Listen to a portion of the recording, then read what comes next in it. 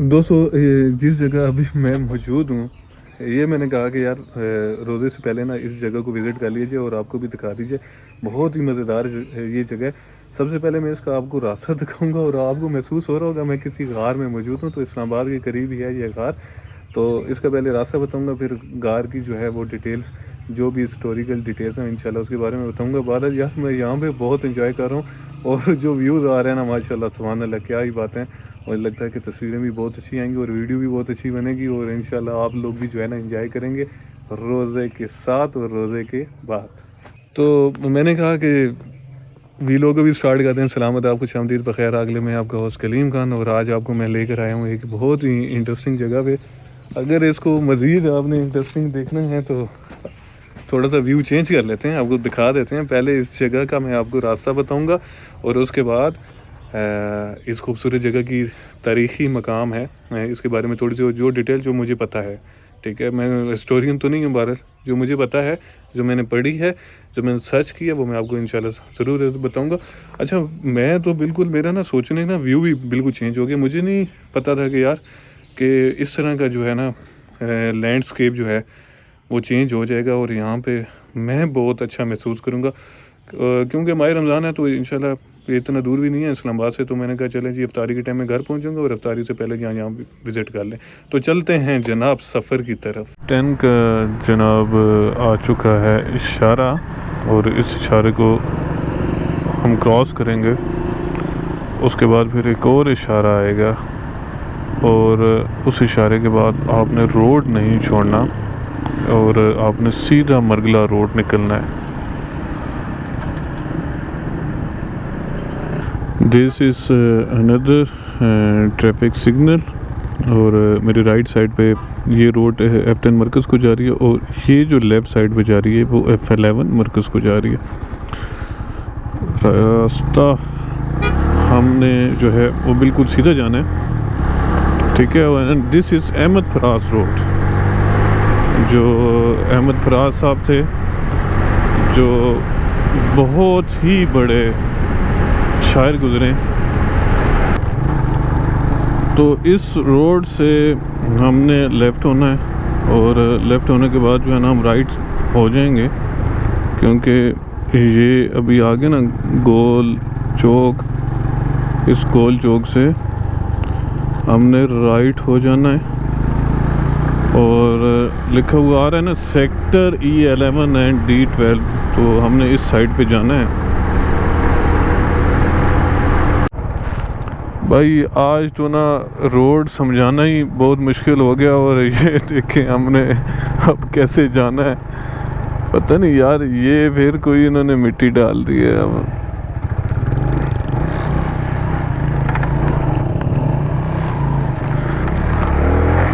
चले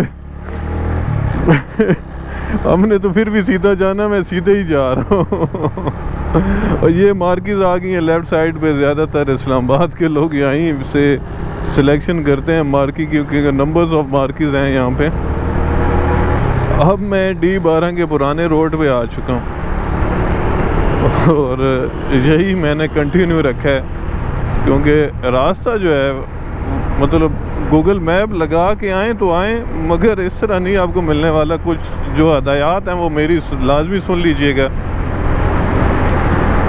वो जैसे मैंने पहले अर्ज़ की थी कि D12 के पुराने रोड पे हूँ और लेफ़्ट साइड पे ये देखें कमर्शियल एरिया वही पुराना स्टार्ट हो गया है और राइट साइड से जो एक्सटेंशन है मरगला रोड की जो जाती है B17 वाली साइड पे, ये मेरे राइट साइड पे वो गुजर रही है। तो आगे जाके मैं राइट हो जाऊंगा और अपनी जर्नी जो है मज़ीद आगे कंटिन्यू रखूँगा और वही फिर शाह देता वाला वही पुराना रोड जो है वो मेरी डेस्टिनेशन होगा। यार महल वकू जो है वो बिल्कुल चेंज हो चुका है ये मरगला हाईवे की वजह से। तो ये पुराना रोड जो कुछ याददाश्त में आ रहा है तो उसी को फॉलो मैं किए जा रहा हूँ और यहाँ से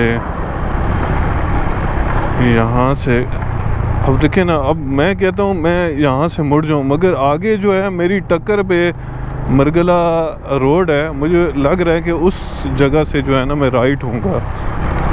मरगला रोड के बिल्कुल नीचे वाली साइड से हम गुजरेंगे।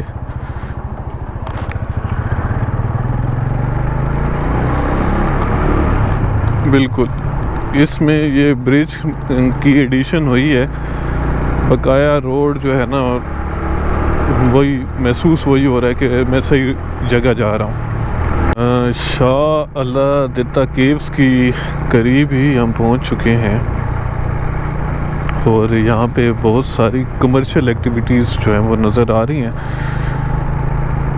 अब इसके बारे में तो मैं तो कुछ नहीं कह सकता। और ये रोड जो है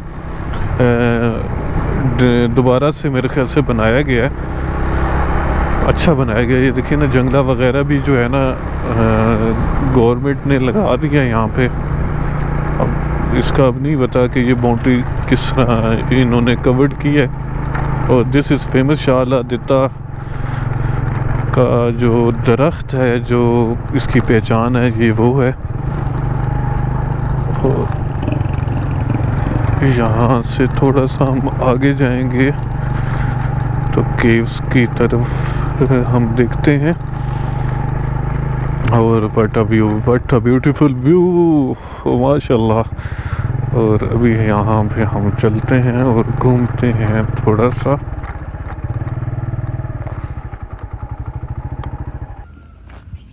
ये जी वाटर स्टोरेज टैंक है जो टाइम टू टाइम जो है सिर्फ पानी के इस्तेमाल और पानी की ज़रूरत के लिए जो है बनाया गया है। और बहुत ही खूबसूरत तरीके के साथ इसको बनाया गया है। मगर यार इतना पुराना हो चुका है कि इसका पानी जो है वो मुझे ना ब्लैक ब्लैक नज़र आ रहा है ड्यू टू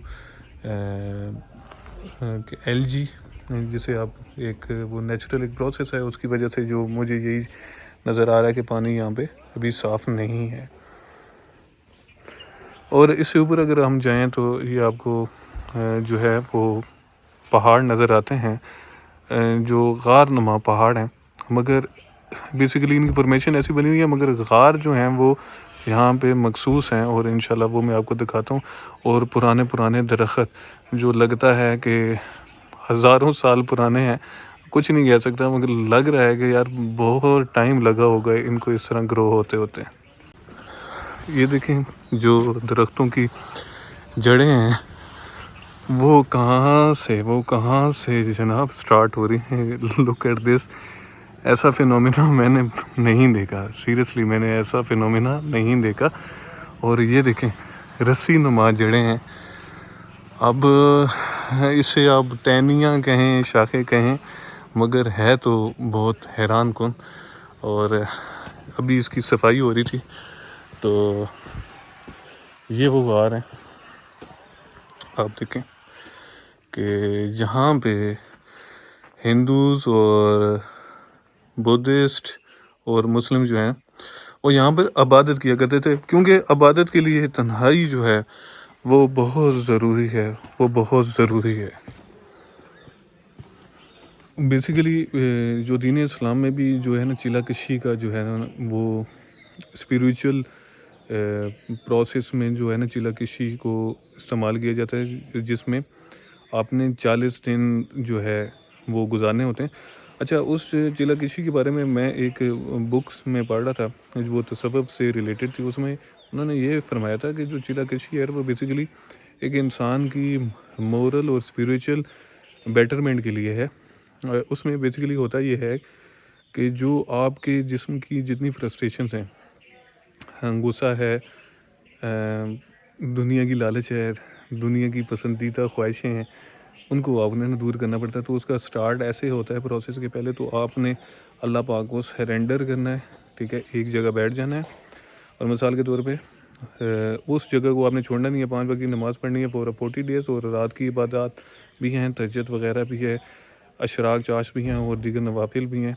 मगर वो ये सारी चीज़ें जो होती हैं वो एक कामिल मुर्शिद ही आपको ये सारी चीज़ें बताते हैं। और उसके बाद ये होता है कि खाने में क्या ये होता है कि जैसे अभी हमने रोज़ा रखा हुआ है और जब भूख की बहुत शिद्दत होती है तो दिमाग सही तरीके से उस तरह एक्टिव नहीं होता और छोटी छोटी बात भी आप गुस्सा कर रहे होते हैं। तो उसमें ये होता है कि आपको ना कम वक्त के साथ साथ आपका खाना जो है वो कम किया जाता है, आपकी नींद कम की जाती है, आपको इबादत पे मज़ीद ज़ोर दिया जाता है। उससे ये होता है कि आपका जो नफ्स अमारा है वो ब्रेक होने लग जाता है और फिर इस तरह आप रूहानी तरक्की करने लग जाते हैं। यार बहुत ही इंटरेस्टिंग ये ट्री है भाई, बहुत ही इंटरेस्टिंग ट्री है माशाल्लाह।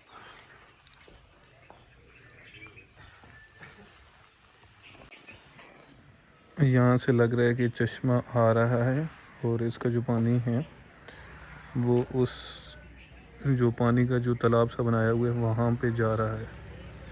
और ये दूसरी साइड है इस शाह अलादीता केव्स की, वहाँ पे आप चलते हैं, वो भी मैं आपको मज़ीद दिखाता हूँ। दोस्तों अभी हम आ चुके हैं दूसरे हिस्से पे जो शाह अलादीता की जो केव्स हैं। अच्छा, शाह अलादीता के बारे में बताना चाहता हूँ कि आप कह रहे होंगे कि अगर यहाँ पे पहले बुद्धिस्ट थे फिर हिंदूज़ आए, क्योंकि बुद्धिस्ट पुराना रिलीजन है, फिर हिंदुज़म आया, फिर इस्लाम आया, तो इसका नाम शाह अलादीता क्यों है। अच्छा, ये बहुत ही इंटरेस्टिंग स्टोरी ये है कि जो मुग़ल एम्परर थे उनके दौर में एक दरवेश थे जिनका मज़ार इसी गांव में शाह अलादीता के गांव में मौजूद है। उन दरवेश के नाम पे इन गार की जगह का नाम और इलाके का जो है नाम रख दिया। वो तकरीबन ये गांव जो है 700 साल पुराना है। दोस्तों ये जो आपको रास्ता नज़र आ रहा है ये भी बहुत ही मशहूर है। ये गांव बेसिकली इस वजह से भी मशहूर है कि यहाँ से सिकंदर आज़म का गुज़र हुआ और शेर शाह सूरी और जो मुग़ल एम्परर्स थे वो यहीं इसी रास्ते से जो ट्रैवल किया करते थे, क्योंकि उन्होंने जब भी दिल्ली से काबुल जाना होता था तो यही रास्ता जो है वो इख्तियार किया करते थे।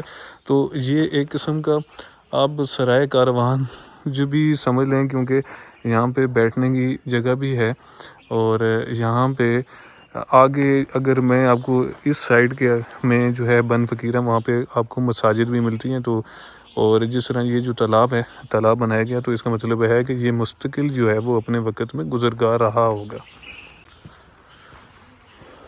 ये छोटी छोटी गारें जो हैं वक़्त के साथ साथ अपनी शनाख्त भी खोती जा रही हैं। अगर मैं मज़ीद आगे की तरफ जाऊं तो ये इस तरह का कोई सेटअप बना हुआ है गारों का, और बज़ाहिर इस तरह लगता है कि यहाँ पे दिए जो हैं वो जलाए जाते होंगे। और आगे चलते हैं,